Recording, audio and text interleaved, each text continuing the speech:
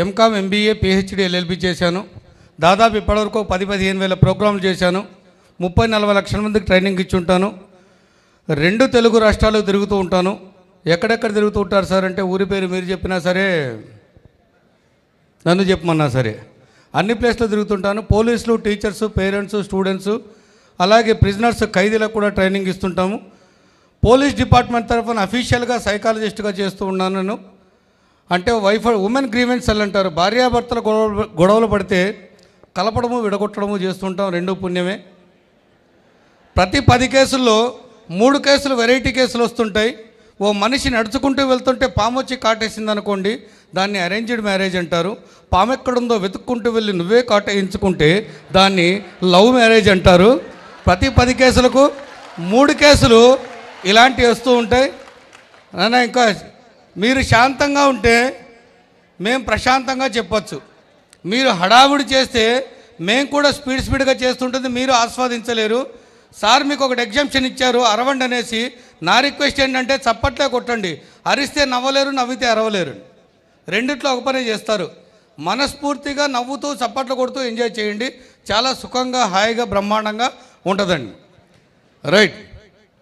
నాకేంటంటే చాలా రోజుల నుంచి ఇంపాక్ట్ ప్రోగ్రాంకి రావాలనుకుంటున్నాను, కానీ రాలేకపోయాను.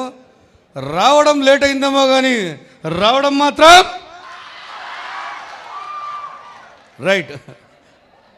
కొద్దిగా నిదానంగా రిలాక్స్గా ఉండండి. వినే టెక్నిక్ ఒకటి చెప్తాను.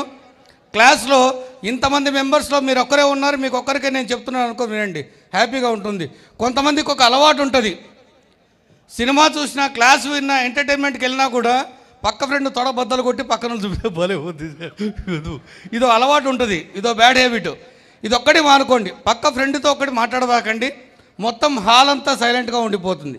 చాలామందికి ఏంటంటే లైఫ్లో సక్సెస్ అవ్వాలని ఉంది, ఎలా సక్సెస్ అవుతామో తెలియదు.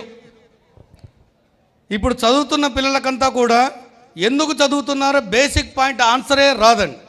నేను చెప్పిన ఆన్సర్ ఒక్కడికి కూడా అది ఎందుకు చదువుతున్నాం దానికి ఆన్సర్ తెలియదండి. అందరూ పరిగెడుతున్నారు, నడుస్తున్నారు, వేగంగా పరిగెడుతున్నారు, చాలా స్పీడ్గా పరిగెడుతున్నారు, వెనక్కి పరిగెడుతున్నారు, సైడ్కి పరిగెడుతున్నారు, ముందుకెళ్తున్నారు, వెనక్కి వెళ్తున్నారు, ఎటువైపు వెళ్తున్నారో తెలియడం లేదు. మిమ్మల్ని గోల్ రీచ్ అయ్యేలాగా చేసే ఏకైక ప్రోగ్రాం ఇంపాక్ట్ ప్రోగ్రామ్ అండి. ప్రపంచ స్థాయి ప్రోగ్రాం మీరు ఇప్పుడు వింటున్నది. వినాలమ్మా, మీరు అల్లరి చేయబాకండి, నేనే అల్లరి చేస్తాను. ఎందుకంటే మీరు అల్లరి చేస్తే రచ్చ అవుతుంది. మీరు వినండి, హ్యాపీగా రిలాక్స్ అయ్యి వినండి. మైక్ మా చేతికి వచ్చింది, ఎందుకు వచ్చిన రిస్క్, హ్యాపీగా వినండి. సార్తో ఇంతకుముందు తిట్టించుకున్నారు వేలెవరు, ఎవడరా బాబు అరిచాడు అనేసి వదిలేసేయండి. మదరో ఫాదరో ఇక్కడ వచ్చి నించొని మాట్లాడుతుంటే పక్కన మీ ఫ్రెండ్ అల్లరి చేస్తుంటే మీకేమనిపిస్తుంది? ఏమనిపిస్తుంది? సేమ్ ఫీలింగ్ డూడ్, మాకు కూడా. కాకపోతే మీరు అనుకుంటున్నాను లేదు, గుర్తుపెట్టుకోండి. మీ టీచర్ కానీ, ఇక్కడ స్పీకర్ కానీ, ఏ ఒక్కసారి అయితే మీ స్టేజ్ ముందు మీ ముందు నిలబడి మాట్లాడుతున్నాడో గుర్తుపెట్టుకోండి, ఒక ఇంటి మహారాజు మీ ముందుకు వచ్చి మాట్లాడుతున్నారు. ఏ మేడం గారు అయితే వచ్చి నించొని మాట్లాడుతున్నారో ఒక ఇంటి దేవత మీ ముందుకు వచ్చి మాట్లాడుతున్నారు. గుర్తుపెట్టుకోండి. చాలామందికి ఏంటంటే చదువుకుంటే ఉద్యోగాలు వచ్చే కాలం పోయింది. కాలం పోయింది. ఇంటర్వ్యూస్, ఇంజనీరింగ్ కానీ, ఎవరైనా చదువుతున్న డిగ్రీ స్టూడెంట్స్ కానీ గుర్తుపెట్టుకోండి, ఇంటర్వ్యూస్లో 85% of interview based on your attitude, వైఖరి, దృక్పథం, పద్ధతి, విధానం, ఆలోచన.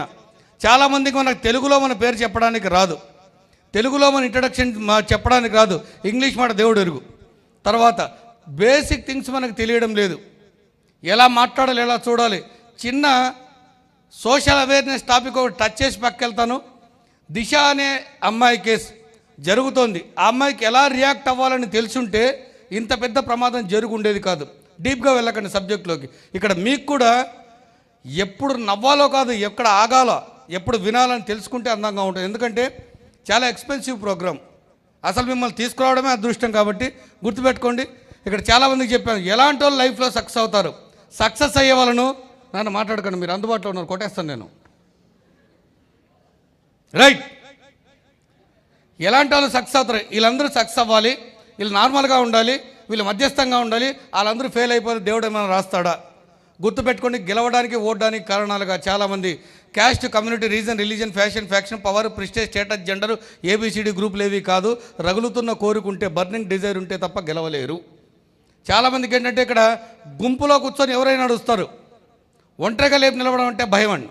ఇవన్నీ ఎవరు నేర్పిస్తారు? ఇంగ్లీష్ నేర్పించారు, సబ్జెక్ట్ నేర్పించారు, మాట్లాడడం నేర్పించారు, రాయడం నేర్పించారు, ఎగ్జామ్ నేర్పించారు.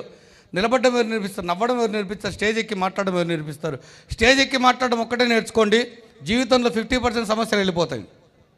50% సమస్యలు పక్క వెళ్ళిపోతాయి. కాబట్టి ధైర్యాన్ని నేర్చుకోండి, నమ్మకాన్ని నేర్చుకోండి, గెలుపుని నేర్చుకోండి, ఎలా ఒంటరిగా ఉండాలో నేర్చుకోండి, కష్టం వచ్చినప్పుడు ఎలా భరించాలో, ఎలా బయటికి రావాలో నేర్చుకోండి. చాలామంది ఆలోచన విధానం ఏంటంటే, సార్ నేను గెలవగానే అనుకుంటున్నాను సార్, కాకపోతే నాకు కాస్త టెన్షన్ ఎక్కువ సార్. సార్ నేను తెలుగు మీడియం నుంచి వచ్చామండి సార్, మా అమ్మ నాన్న పేదరికంలో ఉన్నారు సార్, నాకు చదువు పెద్దగా రాదండి, నాకు ఇంగ్లీష్ రాదండి, నేను మాట్లాడలేనండి, నేను చదవలేనండి, నాకు తెలియలేదండి, నాకు బుర్ర లేదండి, నేను ఇంతే, నేను యావరేజ్, నేను చదవలేను, నా బతుకింతే, నువ్వు అంతే, నీ బతుకింతే. ఏం చేస్తాం సార్, దేవుడు అలాగే మా తలరాత రాశాడు, అలాగే ఉండిపోతాం. ఓడిపోయేలా ఆలోచించే పద్ధతి. గుర్తుపెట్టుకో, నీకు ఎవరు శత్రువులు ఎవరు లేరు. Don't blame anybody for your success or failure. నీ సక్సెస్కైనా ఫెయిల్యూర్కైనా కూడా ఎవరిని బ్లేమ్ చేయబాక, నీకు నువ్వే కారణం. Don't blame somebody, mould circumstances for your success. ఎవరు మీ ఓటమికి కానీ గెలుపుకి కానీ కారణాలు కాదు. చాలామంది అనుకుంటున్నారు నాకు తెలియలేదు, నేను చదవలేను, నా వల్ల కదని ఓడిపోయేలా ఆలోచించుకుంటుంటారు. గెలిచే వాళ్ళకు పద్ధతి ఉంటుంది, నేను ఎందుకు గెలవకూడదు, గెలిచే స్థాయి నాది కాదా, గెలిచే హక్కు నాకు లేదా, గెలిచే దమ్ము నాకు లేదా, గెలిచే సత్తా నాకు లేదా, నేను గెలుస్తాను, నేను గెలుస్తాను, నేను గెలుస్తాను, నేను గెలుస్తాను, నేను గెలుస్తాను అనుకుంటుంటారు. వాళ్ళు గెలుస్తుంటారు.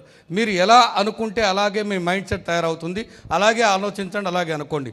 మనకేంటంటే చాలా సినిమా ఇక్కడ కూర్చున్న చాలామంది పిల్లలు మధ్యతరగతి కంటే దిగువ స్థాయి నుంచి వచ్చిన పిల్లలు, మరీ కోటీశ్వర్ల పిల్లలు తక్కువ ఉన్నారు. ఇక్కడ మధ్యతరగతి పిల్లలు ఇక్కడ మీరు వచ్చి కూర్చున్నారంటే మీ చుట్టూ అల్లుకున్న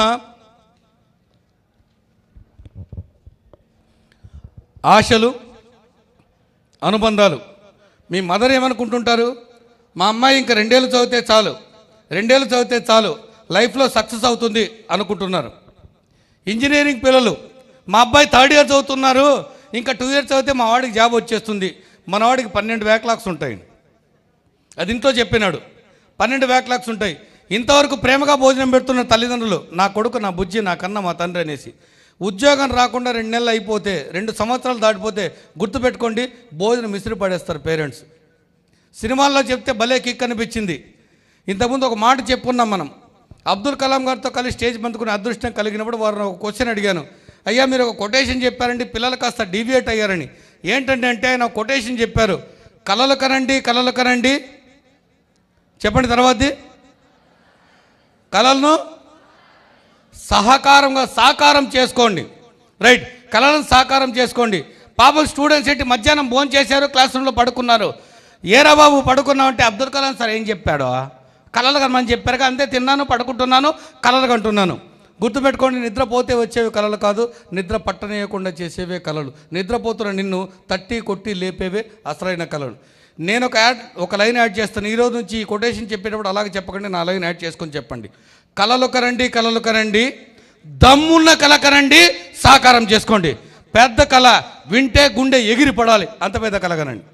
ఇక్కడున్న మొత్తం మెంబర్స్ అందరినీ తీసుకెళ్ళి అమెరికాలో పెడతారని 2 సోదరులు కలగన్నారు. అందరూ పగలబడి నవ్వారు. ఇక్కడ ఉన్న వాళ్ళందరూ తీసుకెళ్ళి అమెరికాలో పెడతారని తర్వాత ఇన్వెంట్ చేశారు. రైట్ బ్రదర్స్ విమానాన్ని కనుక్కున్నారు, తీసుకెళ్ళి అక్కడ పెట్టగలిగారని. మీకు చెప్పాం, 2020లో ఉన్నారు. 2023లో మీ ఇంటి ముందుకు ఒక కారు వచ్చి ఆగింది. ఆశ్చర్యం ఏంటంటే డ్రైవింగ్ సీట్లో మీరే కూర్చున్నారు. మీ మదర్ గెరిటి పక్కకు పడేసి బయటకు వచ్చి చూశారు, ఎవరిదే కారు వేసుకొని వచ్చావు, ఎవరిదిరా బాబు కారు వేసుకొని వచ్చావు. బయటికి తీసుకొచ్చారు మీ నాన్నగారు, మీ అమ్మగారిని బయటికి తీసుకొచ్చి మీ నాన్నగారికి చూపించారు. వెనక ఏమని రాసింది, నాన్నకు ప్రేమతో అని రాసేసి కింద నీ పేరు రాసింది. మీ నాన్నగారి చేతికి హ్యాండ్ ఓవర్ చేశారు. నాన్న, ఇది నేను ఇస్తున్న గిఫ్ట్. మీ నాన్న కళ్ళల్లోంచి నీళ్ళు రాకపోతే అడగండి. మేము మీకు ఏదైనా ఇస్తే సంతోషం వస్తుంది, మీరు మాకు ఏదైనా ఇస్తే సంతోషానికి మించి వస్తుంది, కళ్ళల్లోంచి నీళ్ళు వస్తాయి, ఆనంద బాష్పాలు అంటారు. ఒకసారి అనుభవించి చూడండి. మీరు ఎంజాయ్ చేసే సినిమాల కంటే హాయిగా ఉంటుంది, మీరు అనుకునే తిండి కంటే హాయిగా ఉంటుంది. ఒకసారి ఆస్వాదించి చూడండి. ఇది అయిపోయిందిగా, మీ ఇంటి ముందుకు ఒక కారు వచ్చాగింది. ఇది టీజరు, 2 సినిమాలు చూపిస్తాను, బాహుబలి 1, 2. కారు వేసుకెళ్లారు, మీ నాన్నగారిని అమ్మగారిని పక్కన కూర్చోబెట్టారు, గుడికో గోపురానికో చర్చికో మస్జిద్కో వెళ్ళారు, మీ సాంప్రదాయ పద్ధతిలో పూజలు చేసుకున్నారు, స్వీట్లు తెచ్చారు, ఇంట్లో పేరెంట్స్ని దించేశారు. బాహుబలి 1 బిగినింగ్ కంప్లీట్ అయిపోయింది. బాహుబలి 2 ఒక 10 సెకండ్ల పాటు కళ్ళు మూసుకొని స్టీరింగ్ మీద చేతులు పెట్టి ఫ్లాష్ బ్యాక్లోకి వెళ్ళండి. మిమ్మల్ని తక్కువ చేసి మాట్లాడిన మీ బంధువులు, మిమ్మల్ని ఎగతాళి చేసిన మీ రాబంధువులు, మిమ్మల్ని నీచంగా చూసిన మీ చుట్టుపక్కల వాళ్ళు ఉన్నారు. వాళ్ళ ఇంటి ముందు కారు వేసుకొని వెళ్ళండి. 10 సార్లు గట్టిగా హారన్ కొట్టడం మర్చిపోబాకండి. అంత పెద్ద కారులో వచ్చిన మిమ్మల్ని చూసి వాళ్ళ మొహాలు మాడిపోయి ఇంత అయిపోతే ఆ కిక్కే వేరప్పా పడాల్సిందేగా. గుర్తుపెట్టుకోండి, కొంతమంది ఆత్మీయులను శ్రేయోభిలాషులను గెలిపించడం కోసం మాత్రమే కాదు, కొంతమంది శత్రువులకు సరిచేయడానికైనా గెలవాలి బాసు. కొంతమంది లెక్క సరిచూడటం కోసమైనా, కొంతమందికి సమాధానం చెప్పడం కోసమైనా గెలవాలి.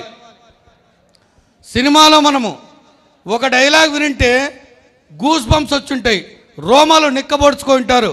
20 ఏళ్ళ నుంచి ఒక లెక్క, హీరో నుంచి ఒక లెక్క కొడుకొచ్చాడు చెప్పండి అడిగి. విజిలేశారు, ఇలాగే ఇంతకంటే గట్టిగా వేశారు. కరెక్ట్గా ఇదే మాట మీ నాన్నగారికి నువ్వు వెళ్ళి, నాన్న 20 ఏళ్ళ నుంచి ఒక లెక్క, ఈ రోజు నుంచి ఒక లెక్క కొడుకొచ్చాడు నాన్న గెలిపిస్తాడు నువ్వు చెప్పుంటే నికార్సైన మగాడివి. అమ్మాయిలు వెళ్ళి, నాన్న నేను నీ కూతుర్ను కాదు నాన్న, నిన్ను గెలిపించడానికి పుట్టిన మీ అమ్మ నాన్న, నేను నిన్ను గెలిపిస్తాను నాన్న అని నువ్వు చెప్పుంటే ఖచ్చితంగా మీ లైఫ్లో చేంజ్ అయిపోయేది.